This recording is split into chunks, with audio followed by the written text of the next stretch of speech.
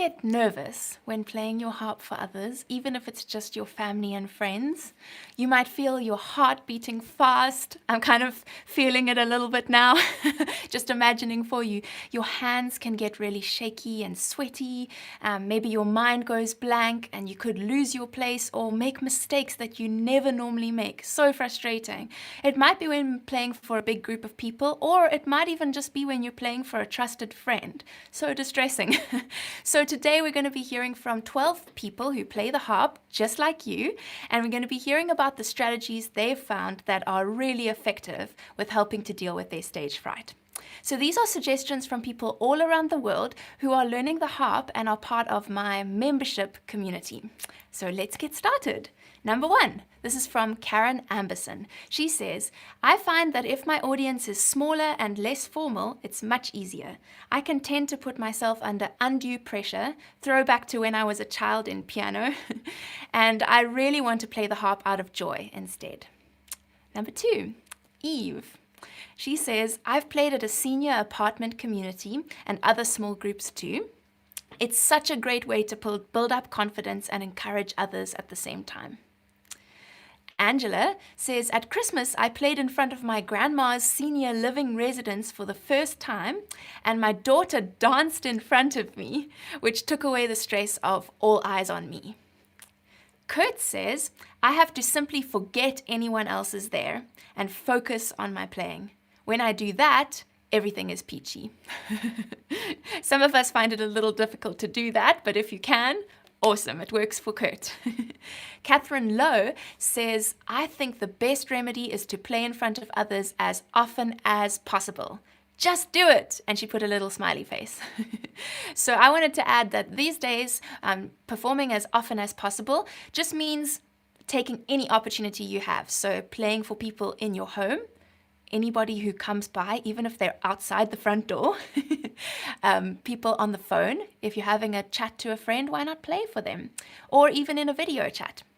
Number 6 is Tanya, and she says, I find it helpful to chat to the audience initially or between songs if it's an informal atmosphere, as it breaks the ice and helps me relax.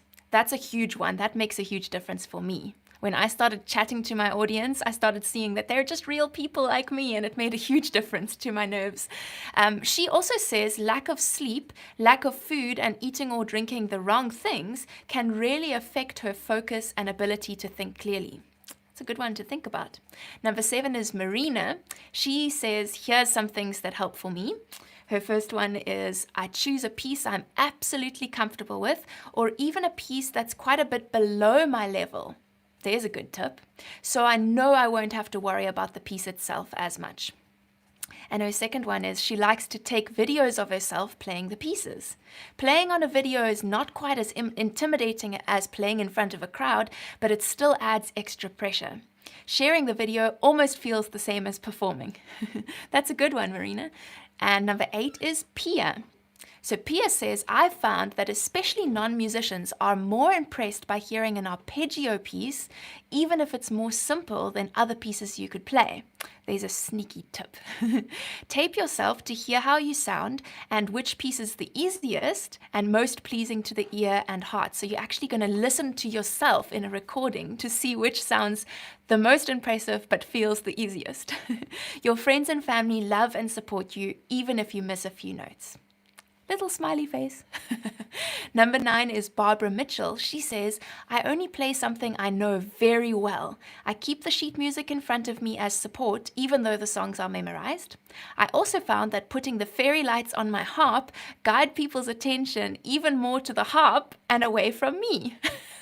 So there's a fun tip. Make your harp look fancy and then people won't look at you. Annette says, breathing is very important. Then you take the time to let the notes ring like they are supposed to do. Even easy pieces can sound eloquent if executed with ringing time. So take your time when you're playing. It's going to make things sound better.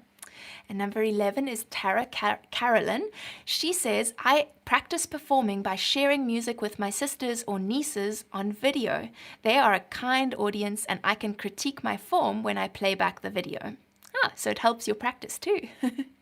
Cynthia says, When people ask me to play, now this is a brilliant one. Thanks for this, Cynthia. I know she's in the live chat at the moment. She says, what I do is I make them nervous. I let them hold my harp and show them how to pluck the strings. They're terrified of dropping it, but you can see just how excited they are to finally meet, hold, and strum a harp in person. So when people ask you to perform, maybe you should get them to perform a little bit first, and then you'll look great in comparison. Thanks for that one, Cynthia. So I'm going to ask you, which of these tips are you going to try? And do you have any extra tips to give us that weren't mentioned today? I wanted to give you an extra encouragement. Don't let your insecurities stand in the way of allowing people the opportunity to experience the beautiful sounds of the harp. Remember, it's not about you. You're just sharing some beautiful sounds from your harp.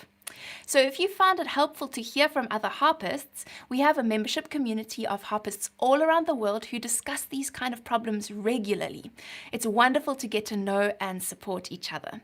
So you can click over here after the live video has ended to join the membership, or down in the description box.